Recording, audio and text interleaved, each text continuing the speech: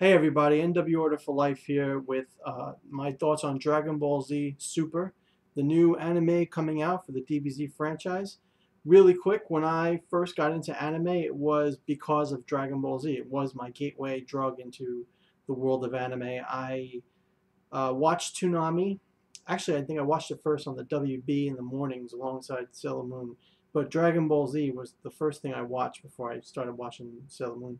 And eventually came to Toonami, and Toonami went all the way to, it was the first consistent airing of Dragon Ball Z on Toonami, and it went all the way up to, Vegeta fighting the Ginyu Force and Goku arriving to save the day when everybody got beat up, Gohan, Krillin, and Vegeta. And that was it. Then it was gone. And so I was freaking out. I was like, oh my God, Dragon Ball Z is off the air. I don't know what happened. How does it continue? I was so upset when the show just didn't, it didn't continue. And what I did was I found this store in my neighborhood that actually had all the episodes after what was on TV, but it was in Japanese subtitled. And from that point on, I learned what Japanese anime actually was.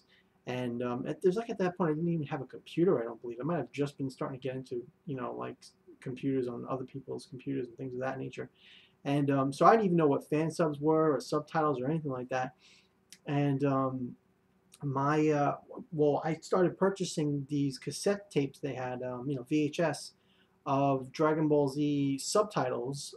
These were obviously fan subs, right? I didn't know that at the time, and they were ten bucks a piece. So I was bringing home I was begging my mom to get me 3 or 4 tapes a week, and I through that I watched the entire um, Dragon Ball Z saga all the way up to the end of Dragon Ball GT, and I had all the movies and everything. They had even the rare movies that aren't really considered movies, the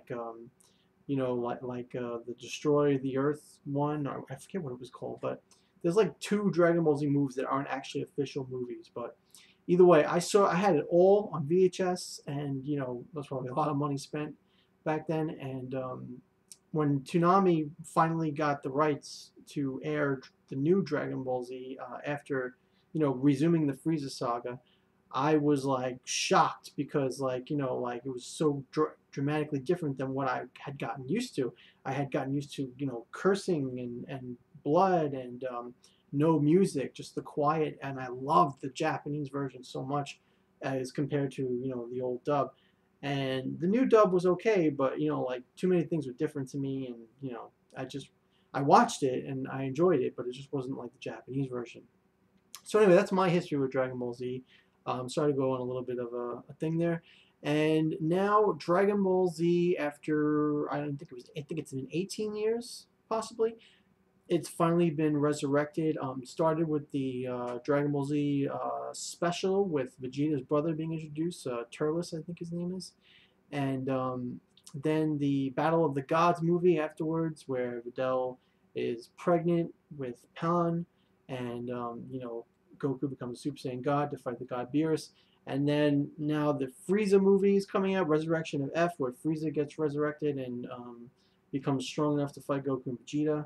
And then now we've got this new anime show. And so this is what I think. I think this is awesome because for people that say that they are milking Dragon Balls, you gotta understand that Dragon Ball Z is hugely popular all over the world, and Akira Toriyama is the father of anime as far as I'm concerned because all the guys Kishimoto that writes Naruto and Oda that writes One Piece and Kubo that writes Bleach, all the new mangaka guys are diehard fans of Dragon Ball, diehard fans of Toriyama, and Dragon Ball has earned its place in history. And yes, it was back in the 80s and lasted till maybe mid 90s or whatever it was, but it's still insanely popular. It still draws money and it still has a gigantic fan base.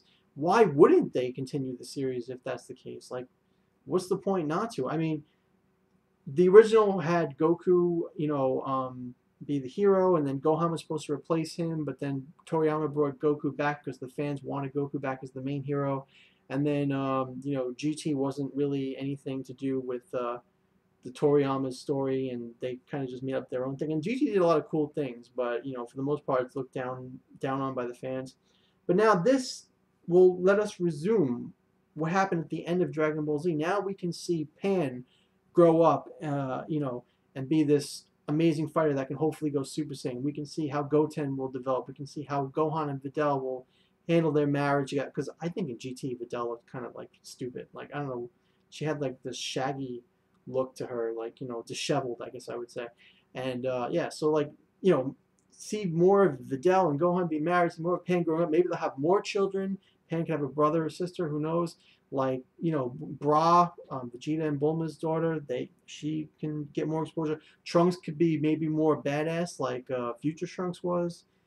So many new things can happen. And then storyline wise, we can go, now that we have the multiverse, we can actually go to different universes in Dragon Ball Z, and we can see maybe parallel characters, with twisted personalities, maybe an evil Goku. How sick would that be, right? I mean, we got a taste of that in like the Tree of Might movie, but like that could be a great idea.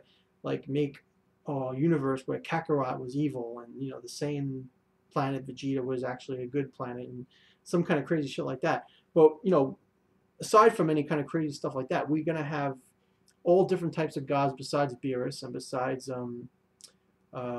I forget what the other one's name is, the trainer guy, and we're gonna have like just opportunities to expand the Dragon Ball universe into other universes and other more characters, and go make it less of the magical show that it started out with the original Dragon Ball, and then in Dragon Ball Z it became like just save the earth, save the earth. Let's stop the whole save the earth thing, and let's get into explore new areas, meet new enemies, and have new reasons to fight. Like let's evolve Dragon Ball Z into something more now. And the great thing about this is that Toriyama actually has young artists, anime developers and things working under him. So it's going to be a combination of the old master and the new fresh outlook and intellect on this. And I think it's a great thing that's going to happen. I really hope that Dragon Ball Z, or I don't know if it's called Z, it's just Dragon Ball Super. I hope Dragon Ball Super is amazing, and I hope that everybody gives it a chance. Don't look at it with nostalgia goggles. Look at it, from a critical point of view, that you want to, but also like it makes sense. It makes so much sense to do this, to make a new series. I mean, it's been 18 years since the last series. You can't really call that milking anything. Specials and movies have been released, every couple of years, and that's only started recently. So there's no milking. It's something the fans want. It's amazing. Dragon Ball Z is the reason why I got into anime, and I absolutely love this new show coming up. So tell me what you think about it in the comments below. Please be sure to rate this video and subscribe for more videos in the future. I will be doing Dragon Ball Super reviews when the anime comes out in July. So I hope you're excited. I'm excited. I'm hyped. Dragon Ball Z Super. I wonder if Goku is going to still be voiced by Masako, or if they're going to go with new voices for this new anime. I don't know. But let me know what you think about that too. Like all comments that I've said and anything that you think fresh in your mind, post it down in the comments. Let's have a conversation about it. And thank you for watching. Have a good night.